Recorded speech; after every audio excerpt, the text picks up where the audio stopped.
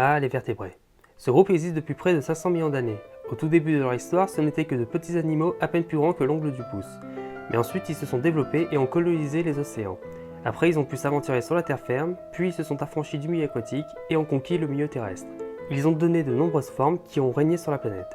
J'ai déjà eu l'occasion d'étudier leur histoire quand j'étais à l'université, durant un module d'études qui comptait plusieurs dizaines d'heures de cours et de travaux pratiques. Et là, je m'apprête à résumer tout ce que j'ai appris pendant ces heures en une vidéo de moins de 30 minutes. Et la seule pensée qui me vient à l'esprit dès à présent, c'est « Mais dans quelle merde je me suis mis ?»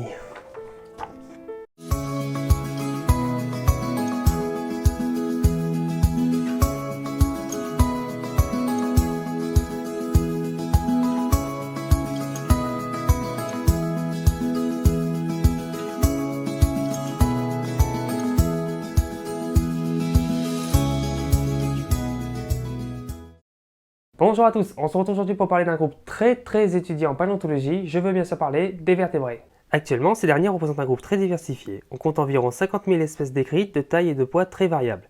Elles sont présentes dans tous les milieux, aussi bien terrestres qu'aquatiques. Les vertébrés appartiennent à un embranchement du règne animal appelé les chordés, qui se distinguent, comme leur nom l'indique, par la présence d'une corde. Une corde? Mais non, pas ça, regarde, je te montre.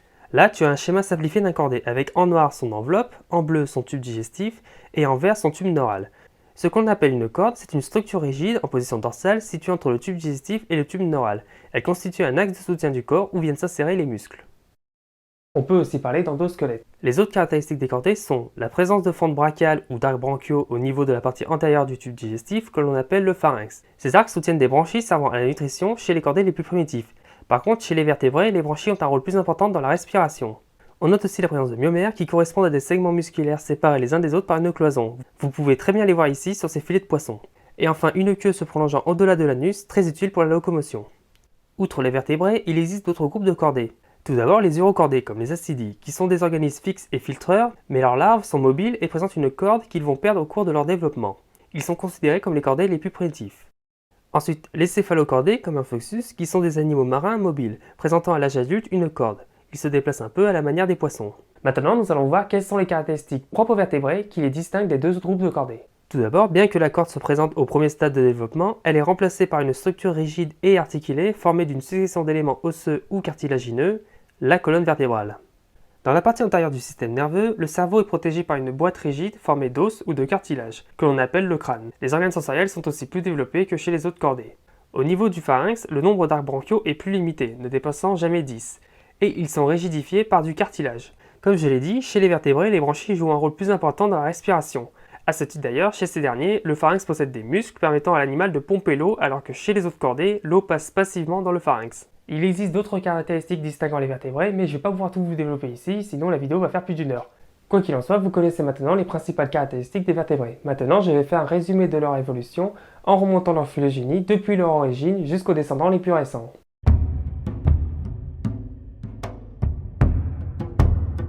La question de l'origine des vertébrés n'est toujours pas résolue. On a vu en introduction quelles pourraient être les structures à rechercher chez un fossile pour pouvoir identifier s'il s'agit d'un vertébré ou non, comme par exemple la présence d'un crâne, de vertèbres ou d'arcs branchiaux.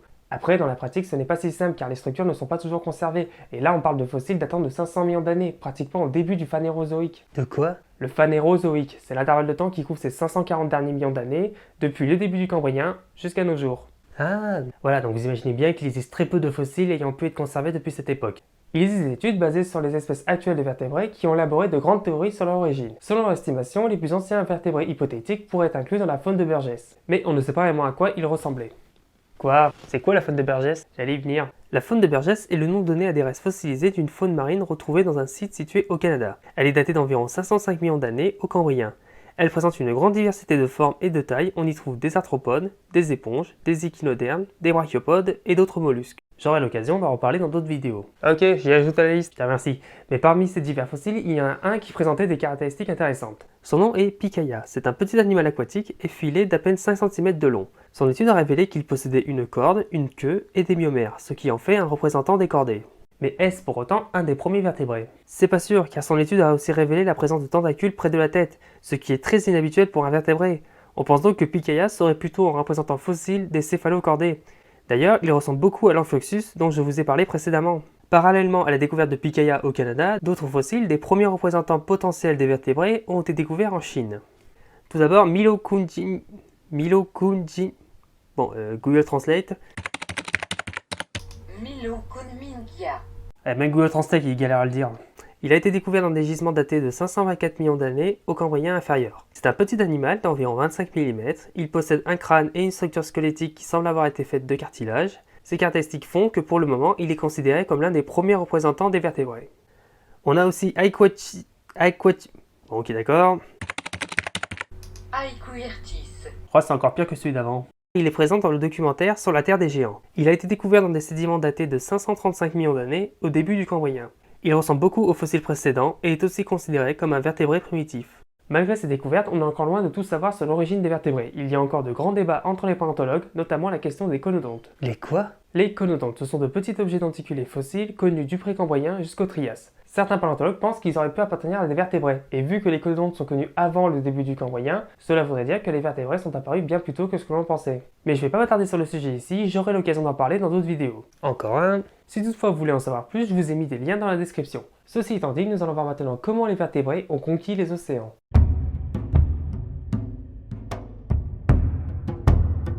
Les premiers restes avérés de vertébrés avérés datent de la fin du Cambrien. Il s'agit de fragments composés d'hydroxylapatite, un élément que l'on retrouve actuellement dans l'émail, la dentine et les os des vertébrés.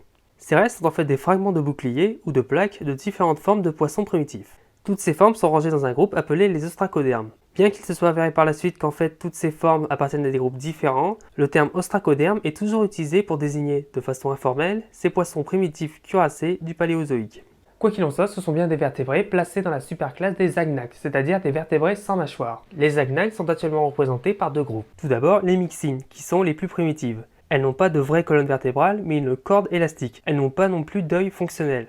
Alors je sais, j'ai dit précédemment que les agnacs étaient des vertébrés sans mâchoire. Mais en raison de leurs caractéristiques, les myxines ne sont pas considérés comme des vertébrés. Ce qui fait que le terme agnac rassemble en fait des formes qui appartiennent à des groupes différents. Mais j'aurai l'occasion de reparler de la définition des taxons dans une prochaine vidéo. Et allez, encore un de plus. Toutefois, les myxines ont un crâne. Ce sont des parasites vivant dans la vase se nourrissant de poissons morts ou malades.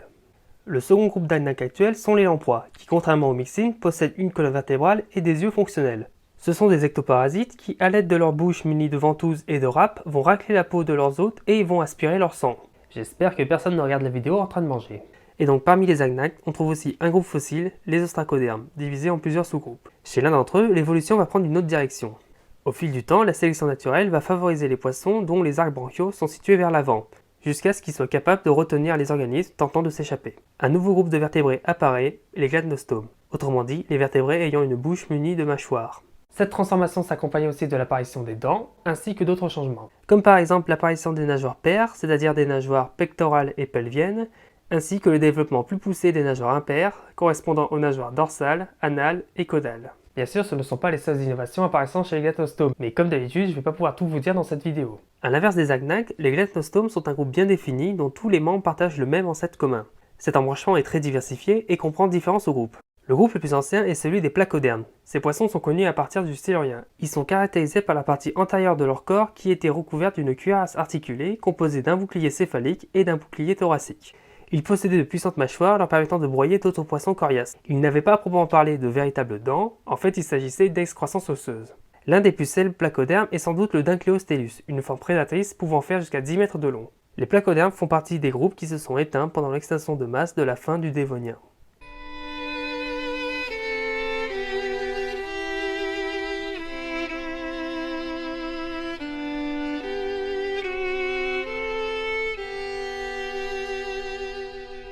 Viennent ensuite deux groupes de gladnostomes bien distincts, les chondrichtiens et les oestéichtiens.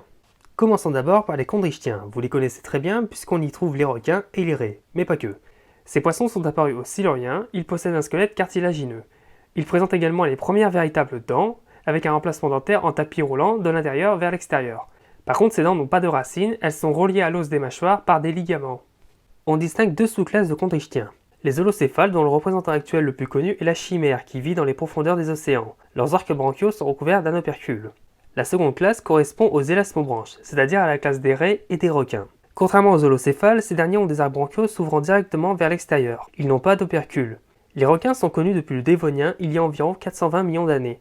Ils ont une histoire paléontologique très riche et très complexe, il suffit de voir la grande diversité des formes actuelles pour s'en rendre compte. Passons maintenant à l'autre grand groupe des galastostomes, les OST-ichtiens.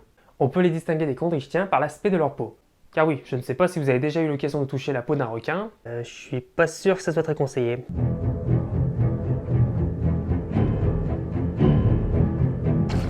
Bref, la peau des requins n'est pas lisse, mais elle est recouverte de petits denticules. Alors que chez les OST-ichtiens, la peau est recouverte d'écailles. Ils ont aussi, contrairement aux requins, un squelette osseux.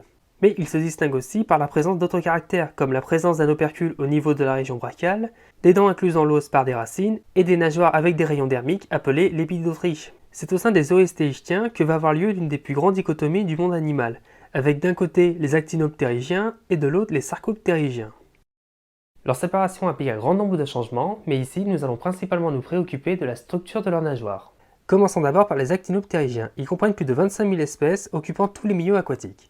Il s'agit du groupe de vertébrés le plus diversifié. Leurs nageoires pectorales et pelviennes présentent des lipidautriches rayonnantes.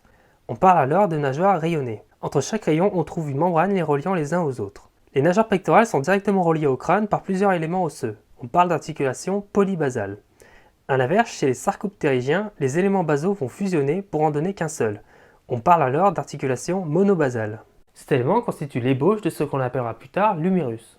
Les nageoires des sarcoptérygiens sont dites charnues, elles sont formées de lobes musculaires.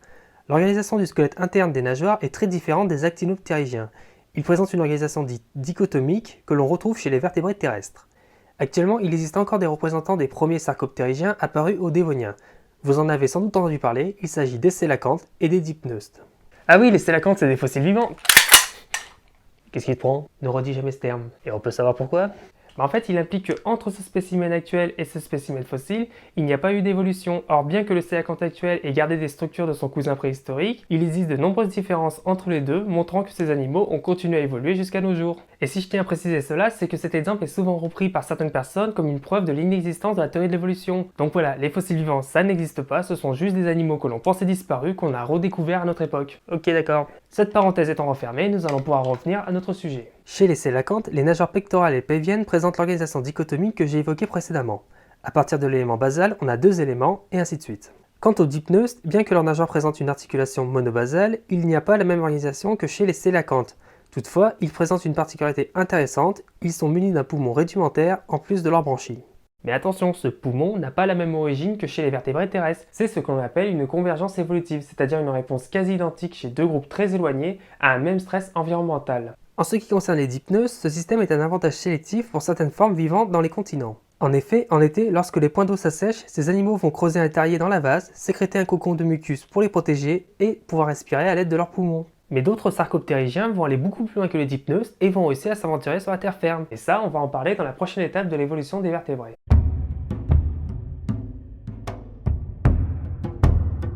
On va maintenant aborder une étape très importante dans l'évolution des vertébrés, la sortie des os. En général, on associe cet événement à un groupe particulier de vertébrés, les tétrapodes. Comme leur nom l'indique, il s'agit des vertébrés dont le squelette comporte deux paires de membres. Mais attention, la sortie des os n'est pas un phénomène unique. Déjà, comme vous en doutez, il y a eu d'autres groupes que les tétrapodes à être passés par cette étape. Il y a eu une sortie des os pour les plantes, pour les invertébrés, mais aussi pour d'autres groupes de vertébrés. Et oui, on a tendance à avoir une sortie des os unique comme représentée sur ce schéma, mais en réalité, il y a sans doute eu plusieurs sorties des os chez les vertébrés. De nombreuses innovations physiologiques permettant de passer du milieu aquatique au milieu terrestre se sont développées, mais la grande majorité ont échoué. C'est ce qu'on appelle un essai biologique, c'est-à-dire une solution biologique qui a pu fonctionner un certain temps, mais qui au final s'est avérée inefficace dans les conditions de l'époque. Et donc les tendances que l'on observe chez les tétrapodes ne sont pas les systèmes les plus efficaces pour une sortie des os, ce sont juste celles qui ont le mieux fonctionné à l'époque. Mais quelles sont les contraintes qui ont piloté la sortie des os des tétrapodes ? Je ne vais pas pouvoir toutes les dire, mais on peut les classer selon 5 types. Premièrement, la locomotion. L'eau est un milieu plus porteur que l'air. Les nageurs des poissons servent plus à la propulsion et à la navigation qu'à soutenir le corps. Chez les tétrapodes, des modifications profondes de la colonne vertébrale et des membres vont augmenter leur rigidité pour pouvoir soutenir le corps. Comme dit précédemment, le membre des tétrapodes présente une organisation dichotomique. On parle aussi de membre chiridien. Il est caractérisé par 3 segments articulés dont vous connaissez peut-être les noms. Le stylopode, le zygopode et l'autopode. Deuxième contrainte, la respiration. On a vu que chez les dipneustes, on a un poumon rudimentaire qui se limite plus à une simple poche reliée aux narines internes, les branchies restent dominantes. Chez les tétrapodes, les poumons prennent une place plus importante, les branchies ne sont présentes qu'au stade larvaire. On a aussi l'apparition de la cage thoracique protégeant les poumons. Elle est associée à un système musculaire permettant d'aspirer l'air dans les poumons. Au fil de l'évolution, la cage thoracique va devenir plus épaisse et plus robuste. Troisième contrainte, la régulation de la température et de la dessiccation du corps. Chez les tétrapodes, l'épaisseur de la peau et des os du crâne va augmenter. La peau va aussi produire différentes structures permettant de lutter contre la perte d'énergie vers le milieu extérieur, comme des écailles, des poils ou des plumes. Quatrième contrainte, la perception du milieu. Chez les tétrapodes, le crâne va petit à petit se modifier avec un recul et une dorsalisation des orbites, ce qui va permettre un début de vision binoculaire. La mobilité de la tête va aussi augmenter. Le système auditif va se développer avec l'apparition à l'arrière du crâne des échancrures tympaniques ou étendue une membrane permettant la capture des sons dans l'air, le tympan. Et enfin, cinquième contrainte, la reproduction. Bon, vous le savez, les poissons se reproduisent dans l'eau. Non, jure. Et pour les tétrapodes, la reproduction peut avoir lieu hors de l'eau, mais elle est toujours contrainte par celle-ci. Les amphibiens pondent leurs œufs dans l'eau et les stades juvéniles sont exclusivement aquatiques. Et chez les mammifères et les reptiles, je vous expliquerai tout ça dans l'étape suivante, mais en gros, ils ont développé un moyen d'emporter l'eau utile pour leur reproduction. En ce qui concerne l'ancêtre des tétrapodes, il serait probablement issu d'un groupe éteint de poissons sarcoptérygiens dont l'un des représentants les plus connus est l'Osthénoptéron. Ce genre présentait des nageurs paires à structure très proche des tétrapodes avec une organisation dichotomique et des poumons fonctionnels. Les restes des premiers tétrapodes sont très rares, on ne connaît pas de squelette complet. Le genre le plus primitif connu est daté du Dévonien supérieur, il s'agit de l'Acanthostega. C'est une forme aquatique dont les membres sont très proches du membre chiridien des tétrapodes terrestres, avec notamment l'apparition des doigts. Ces membres n'étaient pas assez développés pour lui permettre de s'aventurer sur la terre ferme, mais on pense qu'ils pouvaient lui permettre de se déplacer sur des substrats submergés. Les tétrapodes vont continuer à évoluer jusqu'à donner les premières formes parfaitement adaptées au milieu terrestre. À partir de là, on peut distinguer deux groupes principaux de tétrapodes. D'un côté, un groupe basal appelé les batrachomorphes, qui regroupe en gros les amphibiens primitifs et les amphibiens actuels. De l'autre côté, nous avons les reptilomorphes, qui comprend un groupe très diversifié, les amniotes. Ce sont ces derniers qui vont connaître un véritable succès évolutif et qui vont conquérir le milieu terrestre. Le succès des amniotes réside en une structure principale, l'œuf amniotique. Ce qui donne le nom à cet œuf est une structure entourant l'embryon, l'amnios, qui contient un liquide, le liquide amniotique, qui va protéger l'embryon et l'empêcher de se dessécher. On trouve aussi des annexes embryonnaires permettant à l'embryon d'être autonome. Le sac vitellin, plus communément appelé le jaune d'œuf, qui contient tous les nutriments. La lantoïde, qui permet à la fois les échanges gazeux et le stockage des déchets produits par l'embryon. Le tout entouré d'une coquille calcaire protégeant le contenu de l'œuf tout en permettant des échanges gazeux avec le milieu extérieur. Du moins chez les amniotes ovipares, car vous le savez, chez les mammifères, l'embryon se développe à l'intérieur de la mère, mais on retrouve exactement les mêmes structures. Quoi qu'il en soit, cet œuf peut être pondu sur la terre ferme, libérant ainsi les vertébrés du milieu aquatique. Le petit va naître complètement formé et apte à se nourrir, il n'y a plus de phase de métamorphose comme chez les amphibiens. En plus de l'œuf amniotique, les amniotes ont acquis d'autres caractères, comme un épiderme kératinisé qui va donner plusieurs dérivés, que ce soit des écailles, des plumes ou des poils. Le but étant de limiter les pertes en eau de l'organisme.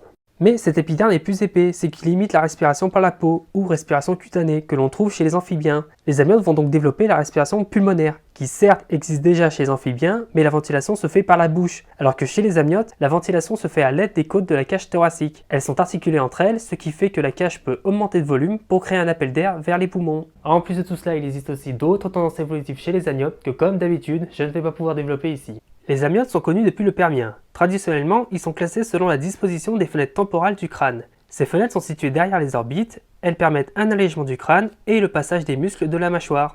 On a pour commencer les amniotes sans fenêtre temporale, les anapsides, qui correspondent aux reptiles primitifs et aux tortues. On a ensuite les amniotes avec une seule fenêtre temporale en position basse, les synapsides, qui correspondent aux reptiles mammaliens, qui comme leur nom l'indique vont donner après les mammifères. Puis enfin, on a les amniotes avec deux fenêtres temporales, les diapsides. Ces derniers regroupent les crocodiliens, les dinosaures, les ptérosaures, les reptiles marins et les squamates. Qu'est-ce qu'un squamate? Les squamates rassemblent les lézards, les serpents et les amphisbènes. Qu'est-ce qu'un amphisbène? C'est un squamate. Qu'est-ce qu'un squamate? Les squamates rassemblent... C'est bon, il y en a qui l'ont déjà fait cette blague. Ok, d'accord. Les diapsides sont divisés en deux sous-classes. D'un côté, les lipidosauromorphes avec les squamates, les tuatara, qui sont représentés actuellement par un seul genre. Alors je sais, ils ressemblent beaucoup à un lézard, mais ce n'en est pas un. Et on trouve également l'ensemble des reptiles marins éteints. L'autre sous-classe est celle des archosauromorphes qui comprend les crocodiliens, les dinosaures et les ptérosaures, ainsi que toutes les formes apparentées à ces groupes.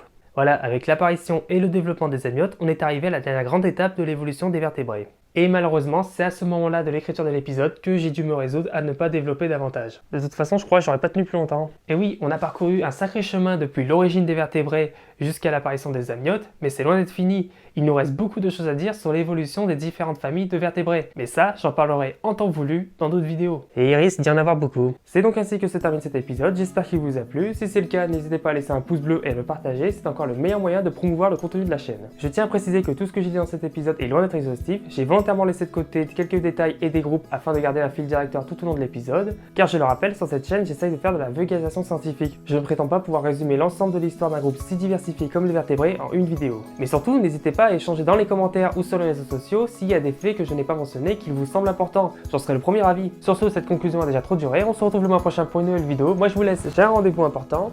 Je vous souhaite une bonne journée, bonne soirée et je vous dis à plus.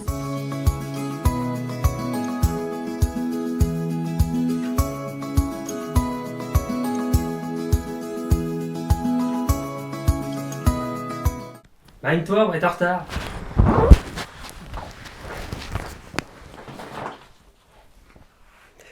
J'arrive.